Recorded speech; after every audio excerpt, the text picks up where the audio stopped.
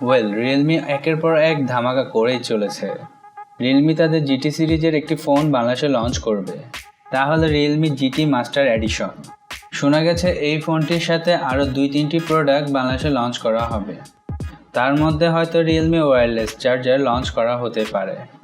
So আজ আমি যে ফোনটির রিভিউ নিয়ে এসেছি তা হলো Realme GT Master Edition 5G সম্পর্কে, যাতে কিনা স্ন্যাপড্রাগনের খুব রিসেন্ট লঞ্চ করা 5G প্রসেসর ইউজ করা হয়েছে। সো কথা না বাড়িয়ে শুরু করা যাক। Hey guys, Rahat here. Welcome to tech anchor point.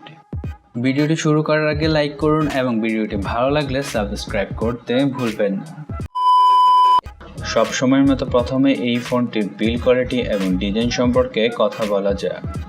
Build quality কথা বলতে গেলে Realme এই ফোনটিতে একটু ডিফারেন্ট বিল্ড ইউজ করেছে। তাছাড়া এই ফোনটিতে দুই ধরনের বিল্ড ভেরিয়েন্ট ইউজ করা হয়েছে, আর তা হলো একটির ব্যাগে গ্লাস প্রোটেকশন ইউজ করা হয়েছে এবং আরেকটির ব্যাগে উইকেন্ড লেদার ইউজ করা হয়েছে। এছাড়া ফ্রন্টেও গ্লাস প্রোটেকশন ইউজ করা হয়েছে, তবে কী ধরনের গ্লাস প্রোটেকশন ইউজ করা হয়েছে তা সম্পর্কে জানা যায়নি। আর ডিজাইনের কথা বলে এইবার Realme প্রিমিয়াম ডিজাইন এই ফোনটিতেই ইউজ করেছে। ব্যাগের টপ লেফটে ইউজ করা হয়েছে ট্রিপল ক্যামেরা সেটআপ, তার সাথে LED ফ্ল্যাশ দেওয়া হয়েছে এবং ক্যামেরার পাশে Realme ব্র্যান্ডিং দেওয়া হয়েছে। তাছাড়া এই ফোনটিতে ডেট টু লিভের কোনো ধরনের লোগো ইউজ করা হয়নি, তাই ফোনটি দেখতে আরও প্রিমিয়াম লাগে। এছাড়া ফ্রন্টে টপ লেফটে পাঞ্চ হোল দেওয়া হয়েছে। তাছাড়া ফোনটিতে বেজেল এবং চিন অনেকটা নিয়ন্ত্রণ করা হয়েছে। আর ফোনটির লেদার ভেরিয়েন্টটি সুটকেসের মতো লুক দেওয়া হয়েছে, তাই ফোনটির লেদার ভেরিয়েন্টটি অনেক বেশি প্রিমিয়াম লাগে। তাছাড়া কালারের কথা বললে এই ফোনটি 3টি কালারে পাওয়া যাবে। কালারগুলো হলো স্নো হোয়াইট, হোয়াইট এবং সুটকেস গ্রে কালার। তার মধ্যে স্নো হোয়াইট এবং হোয়াইট কালারের ব্যাগে গ্লাস প্রোটেকশন পাওয়া যাবে এবং সুটকেস ডিজাইনটিতে ব্যাগে লেদার পাওয়া যাবে, তাই বিল্ড কোয়ালিটি এবং ডিজাইনে কোনো ধরনের ইস্যু হবে না। ওভারঅল বিল্ড কোয়ালিটি এবং ডিজাইন অনেক ভালো পাওয়া যাবে। তাছাড়া ডিসপ্লের কথা বলে এতে ইউজ করা হয়েছে 6.43 ইঞ্চি ফুল এইচডি প্লাস রেজুলেশনের সুপার অ্যামোলেড ডিসপ্লের সাথে 20:9 এর অ্যাসপেক্ট রেশিও এবং 409 ppi এর পিক্সেল ডেন্সিটি দেওয়া হয়েছে। এছাড়া 1000 nits এর পিক ব্রাইটনেস এই ফোনটিতে ইউজ করা হয়েছে, তাই ডিসপ্লে অনেক ব্রাইট হবে। আর 120 Hz রিফ্রেশ রেটের সাথে 360 Hz টাচ স্যাম্পলিং দেওয়া হয়েছে, তাই ফোনটির টাচ রেসপন্স মাখনের মতো হবে। তাছাড়া গেমিংও সুপার স্মুথ হবে, তাই ওভারঅল ডিসপ্লে কোয়ালিটি অনেক ভালো পাওয়া যাবে। আর পারফরমেন্সের কথা বলে এতে ইউজ করা হয়েছে স্ন্যাপড্রাগন 778G প্রসেসর, যেটি কিনা 5G প্রসেসর। এই প্রসেসরটি কোয়ালকম স্ন্যাপড্রাগনের পক্ষ থেকে রিসেন্টলি লঞ্চ করা হয়েছে, যেটি কিনা 6 ন্যানোমিটারের উপর বানানো হয়েছে, তাই এনার্জি এফিসিয়েন্সিটি ভালো পাওয়া যাবে এবং হিটিং ইস্যু অনেক কম হবে। এছাড়া সিপিইউর কথা বলে 2.4 GHz এর পিক লাউড স্পিকের সাথে ক্রায়ো 617 এর কোর্স পাওয়া যাবে। আর ক্রায়ো 670 কোর্স A78 এবং A55 দিয়ে বানানো হয়েছে, তাই সিপিইউ পারফরমেন্স অনেক ভালো পাওয়া যাবে। তাছাড়া জিপিইউ বা গেমিং গ্রাফিক্সের কথা বলে Adreno 642L জিপিইউ দেওয়া হয়েছে, যেটি কিনা গেমিং এবং গ্রাফিক্স দুটোই সামলাতে সক্ষম। এছাড়া LPDDR4X এর RAM এবং UFX এর স্টোরেজ দেওয়া হয়েছে, তবে UFX 2.1, 2.2 এবং 3.1 এর মধ্যে কোনটি ইউজ করা হয়েছে তা সম্পর্কে জানা যায়নি, কিন্তু ওভারঅল পারফরমেন্স অনেক ভালো পাওয়া যাবে। অলরাইট, এবার ক্যামেরার কথা বলা যায়।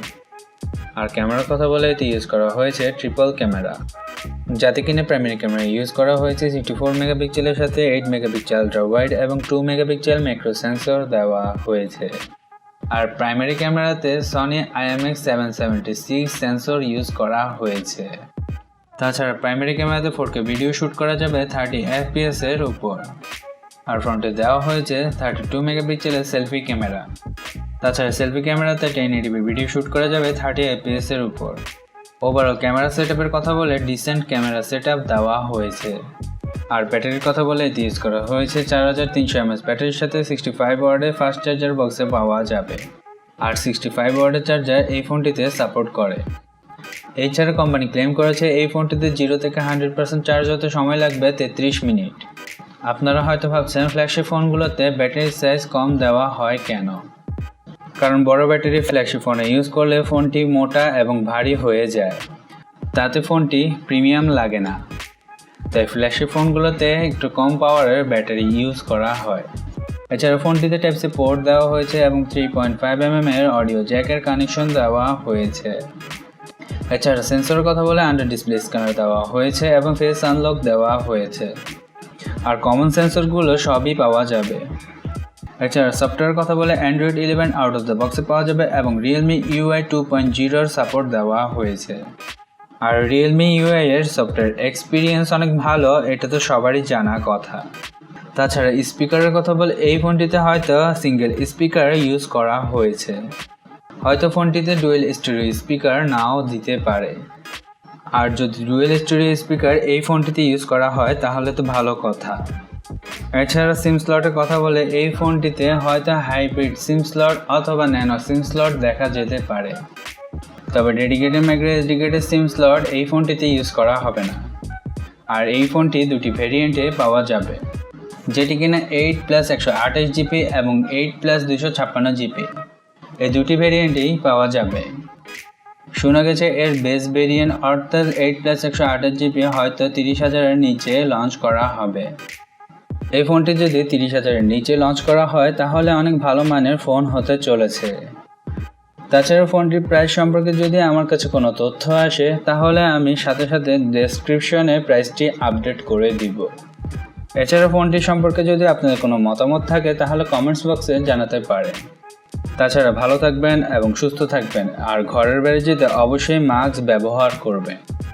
বিদায় নিচ্ছি আজকের জন্য, দেখা হবে অন্য কোনো ভিডিওর সাথে। আল্লাহ হাফেজ।